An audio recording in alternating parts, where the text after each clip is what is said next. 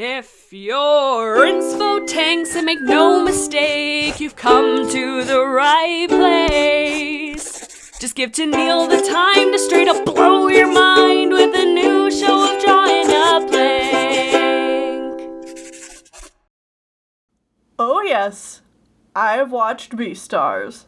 In fact, I loved watching it so much I went back and read the manga and love it as well. I'm all caught up with it as of right now, and I'm eagerly awaiting the next updates. But before I get into why I enjoy this property so much, I do want to give a little heads up before we begin. Beastars is intended for older audiences. It has mature themes that talk about topics like sex, classism, racism, socio-political influences on marginalized groups, mental illness, murder, and the whole beginning premise is a rather serious take on our main character, a large gray wolf named Lugosi, trying to figure out if his feelings for Haru, a small white dwarf female rabbit, come from a place of wanting to love her or eat her.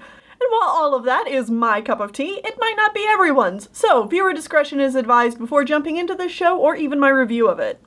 Secondly, because the anime adaptation is going to be the way most people probably experience this property, I'll try my best to only talk about the first season. It's on Netflix, and if none of my above warnings turned you away from it, then you should really check it out. It's really, really good. I'll keep everything here manga spoiler-free since the manga is much further along than the anime. So if you're interested in checking out the show or have already watched season 1, you don't need to worry about me spoiling future plots. Just know that as someone who has read it, the show has nowhere to go but up from where it left off, because the story just keeps getting better and better. Alright, so my experience with Beastars before the show came out was basically non-existent. I had heard about it from a few friends I knew who were reading it, and I saw some trailers seeing the look of the show. Ironically, I think seeing the clips from the trailers of the show sort of turned me off at first glance. Because the main focus of the clips I saw was always Louis the Red Deer being really creepy and demanding and just kind of racist towards Lugosi, which, like, I get now. But as a first impression of the show, it seemed really out there and like it wasn't handling its subject matter seriously, which is hilarious in retrospect because, one, Beastars is kind of out there. Oh God, y'all, there is so much yet to come. But two, Beastars uses its animal society in one of the most clever ways I've ever seen.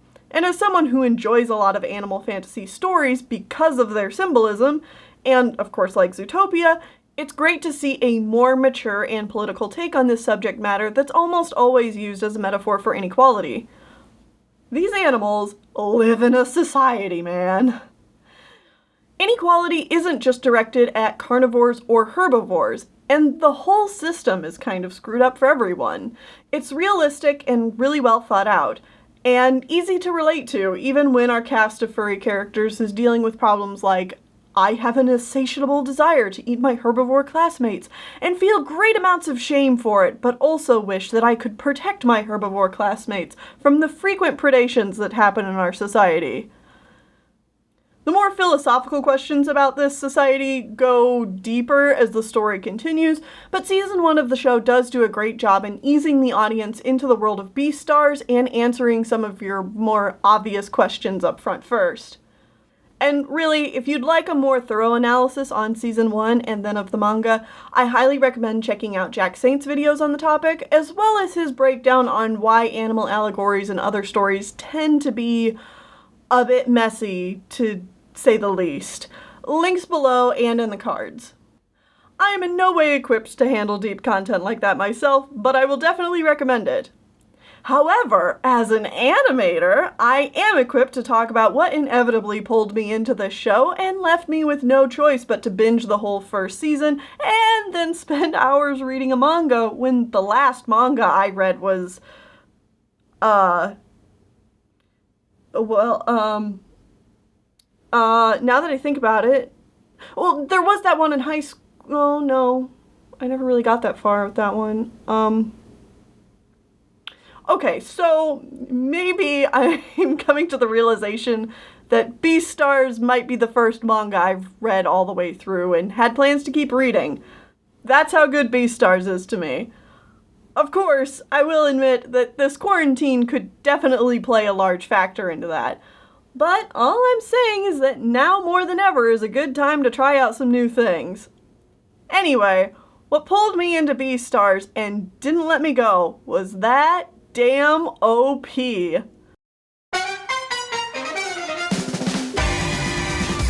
Oh, yeah! That calls right out to my animation brain and gives it a high like a kid in a candy store. Oh, that is some good shit. Everything about this opening slaps so hard and really sets the show up well. From the jazzy yet slightly edgy music to the stark contrast between night and day and how it symbolizes the dark underbelly of this society and the bright idyllic light of the sun when it switches over to day. This intro lays so many symbolic seeds in your head and gets you asking yourself questions before the show even brings them up to you. Is the wolf gonna kill the rabbit? Why is this playing out on top of a deer's head? Does this mean the deer holds some kind of power over both of them, or they have some kind of connection to them? The art direction to make the forest look like antlers is such a good touch, and it gives Lewis such a powerful presence in all of this, even though he's featured very briefly, and it's a great setup for the kind of presence that he has canonically. And the animation, oh my god! I love these stop motion puppets for Lugosi and Haru. They're so good and highlight the best parts of the characters' designs. Lugosi is so large and threatening, but also scrawny and hunched over, like he's got a secret or he's shy. And his small pupils make him less inviting. Plus his massive clawed fingers invoke feelings of danger, especially when shadowed in moonlight. While on the opposite end of the spectrum, Haru looks so small and defenseless, and her pupils are wide, and you immediately feel attached to her, which is exactly what the character design wants you to feel. But then, when Lugosi and Haru are at the climax of their chase, they meet each other's gaze, and that brings out the sun and the music shift to a more frantic and happier beat before slamming you back down into a grim and dark scene. Mwah! Perfect tone setter for this series. I love it. I can't tell you how many times I've listened to this dang opening. If you're already watching the show or have read the manga, let me know your own thoughts below.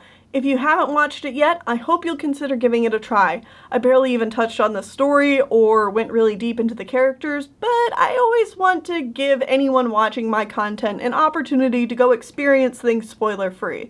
So maybe after season 2 comes out, I'll go more in depth.